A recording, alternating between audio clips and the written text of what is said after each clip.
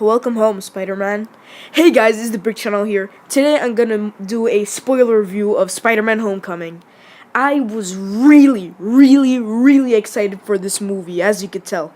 Um, After seeing it, I really liked it. Not just because of the initial shock of how Spider-Man was in the MCU. It's just that it is a good movie. Like, I'm telling you, it is a good movie. Even if you don't like Marvel, you will still find it good. That's another thing I wanted to say. The day that Marvel made the deal with Sony, I saw in my notification section on my iPad, it said on a headline, like something like that. Like, I don't remember what kind it was, but nobody cares. Okay, it just said Sony gives no. It said. I'm sorry, just that I'm recording this really late at night, and I just want to get this done. I remember it said Marvel accepts deal with Sony to get Spider-Man back. Spider-Man, and then it says Spider-Man is back in the MCU. Yo, I cried, man. I cried. And now finally seeing Tom Holland as Spider-Man in the MCU, whew, it's just so amazing. Some thoughts of the movie I have is just that this really captured how Peter Parker is, like, outside of the costume. You could just see his regular high school life, just like all the troubles he has. Especially at the end of the movie, there's a part where the character of Michelle, played by Zendaya, she says, "Oh, what are you hiding, Peter?" And then just Tom Holland, like Peter, just like, "Oh no, she knows," but in the end, she just says, "Oh yeah, I don't care." That part was funny, but still, like, that's just a oh crap moment. Like, she might know. Speaking of she might know, at the end, Aunt May sees Peter with the costume. Yo, I almost died when I saw that, because mostly the dynamic in the Spider-Man comics and the past movies is that she's an old lady. She doesn't know. Especially in the comics, there was once that she saw his costume, but he just used the excuse that it was a Halloween costume, and she bought it. But I don't know how they're gonna handle this in the sequel. Like, maybe he's just gonna make the same excuse, or she's actually gonna know for real. I don't know. I'm really excited to see what they're gonna do in the sequel.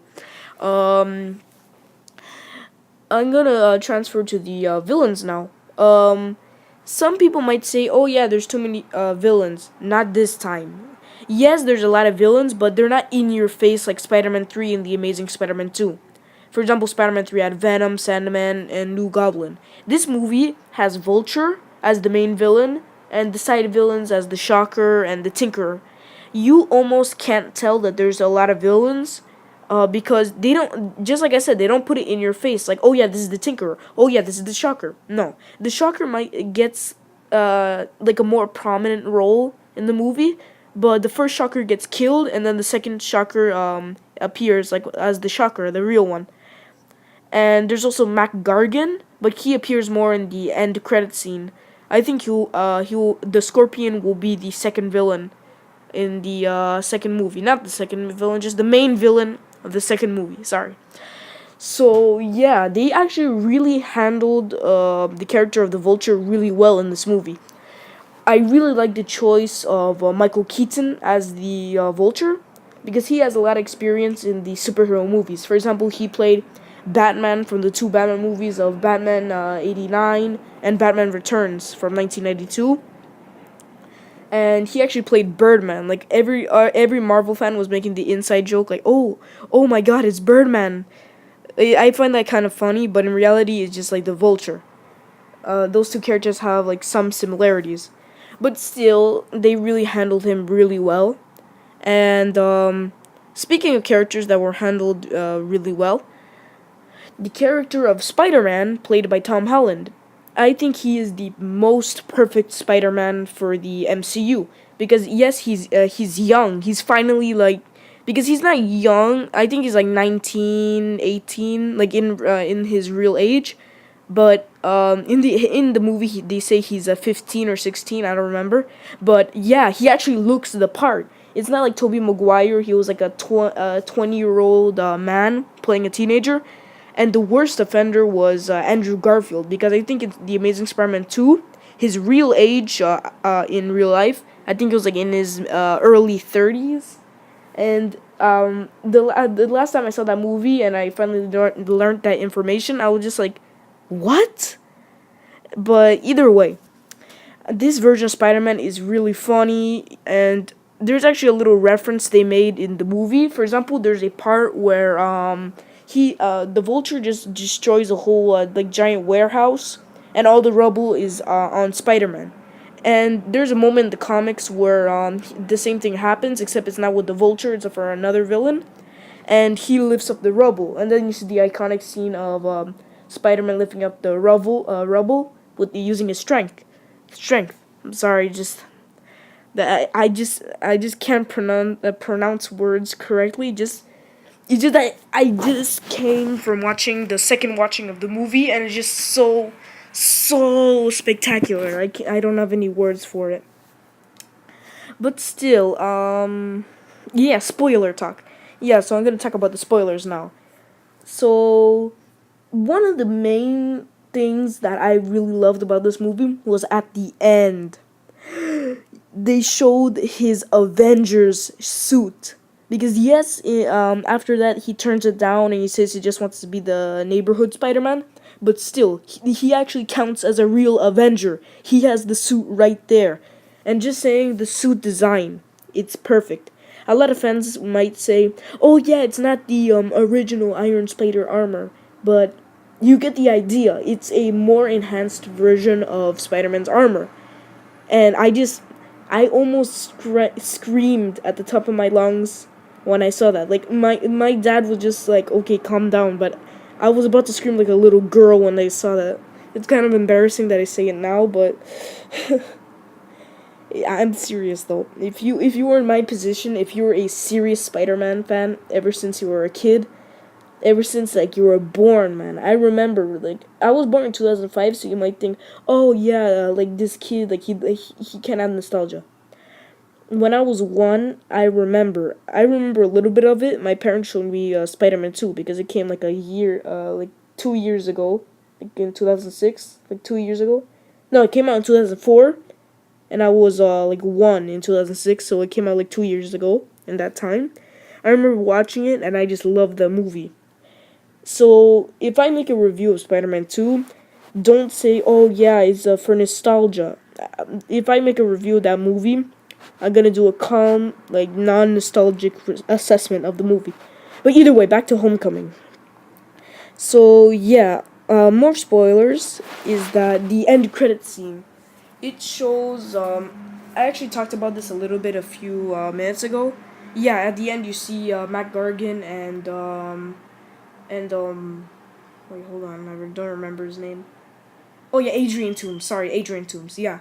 Yeah, you see Matt Gargan and Adrian Toomes in jail, and then you see Matt Gargan talks to him about, "Oh yeah, you know Spider-Man's identity, right?"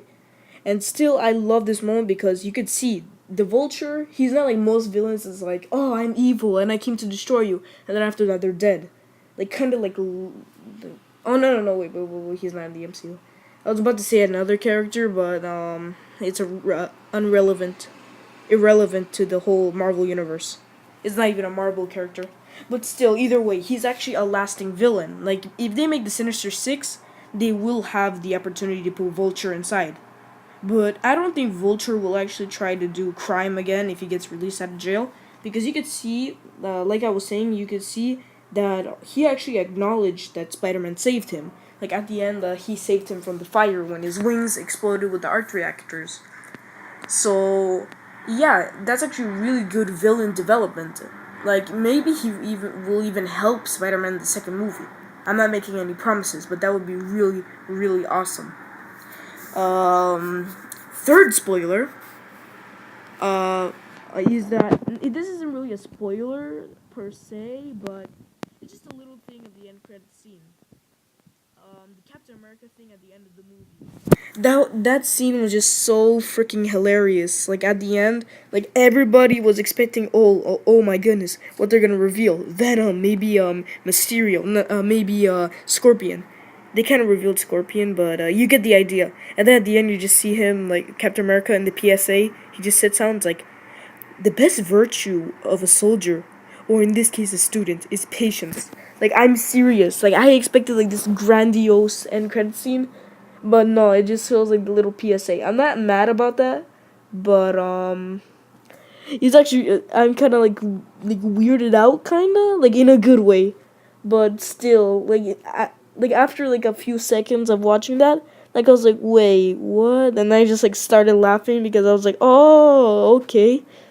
So yeah, this review is kind of better than the quick review I made, but it's still kind of like jumbled up, like with a bunch of like just a bunch of points that I said just mixed together in this video, and a little bit spoilers. But still, like, I'm sorry if I like talk really fast in this review.